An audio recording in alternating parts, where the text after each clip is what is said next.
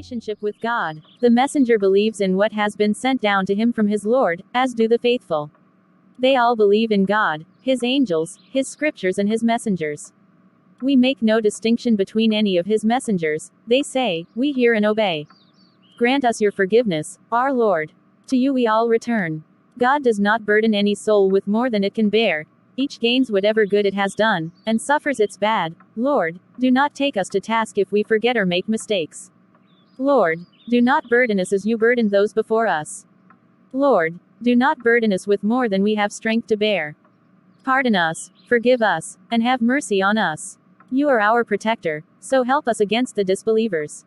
Quran 2. 285 and 286. These are the last two verses of the second chapter of the Quran, Al-Baqarah, or in English, the cow. This chapter was revealed in Medina and is the longest chapter in the Quran.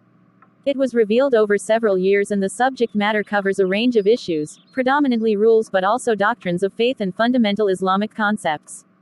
The last two verses give a summary of the major themes of the chapter and they define the basic beliefs of a Muslim, outlining the believer's relationship with God. According to the traditions of Prophet Muhammad, the recitation of these two verses contains many virtues. For example, Prophet Muhammad said to his companions, "Whoever recites the last two verses of Al-Baqarah at night, it will suffice him against any evil one."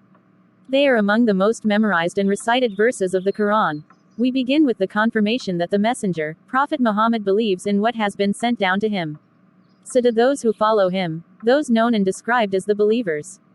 Prophet Muhammad's faith springs directly from the revelations that he has received. It is here where 4 articles of faith are outlined. Muslims believe in God, His angels, His scriptures, books, and His messengers. God is the supreme authority. All temporal authority is derived from Him. He has no partners and He is the sole provider of life and sustenance. Belief in the angels constitutes belief in the unseen, something that lies beyond human observation. What humankind can see and feel is only a small part of reality. Belief in God's scriptures and messengers flows naturally on from belief in God Himself. Belief in God is to believe in all that is revealed by Him. We have a series of books, such as the Torah, the Gospel, and the Psalms, and a series of messengers. The followers of Prophet Muhammad are the heirs to this guidance.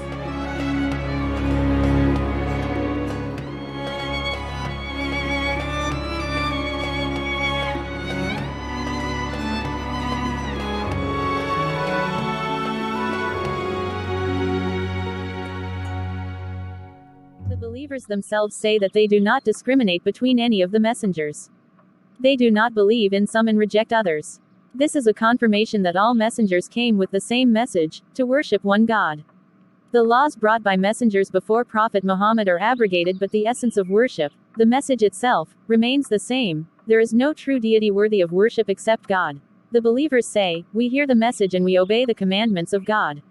After the acceptance of the basic beliefs, the Muslim submits obediently to the will of God. The submission is an outward expression of their faith. With submission and obedience comes recognition of one's shortfalls. Thus the believer appeals to God for forgiveness, an appeal for Him to overlook their failures and shortcomings. "Grant us forgiveness," asks the believer. This is both a plea and a supplication. The believer also acknowledges the reality of the hereafter. "We will return to you, God," they say. This implies belief in the hereafter and is another article of faith, belief in the day of judgment and humankind's accountability. Belief in the hereafter plays a central role in shaping a person's conscience and behavior, and his perception of consequences for his actions. As we move on, God addresses a problem that was bothering many of the companions of Prophet Muhammad. As fledgling Muslims, new believers, they were worried that they would be held to account for their thoughts and punished accordingly, even if no sinful actions were committed. God alleviates their fears by saying that He does not burden a soul with more than it can bear. The believer understands that God is completely aware of the limitations and abilities of humankind, both as a whole and specifically. The individual will not be overburdened or put under duress. This eases the minds of all believers. God does not ask a person for what is beyond his or her ability. This demonstrates God's kindness, compassion and generosity towards His creation. It highlights why God is known as the most merciful.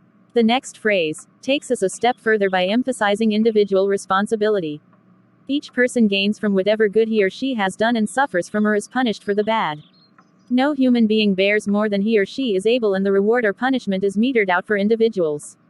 Sins of the fathers are not visited upon the sons.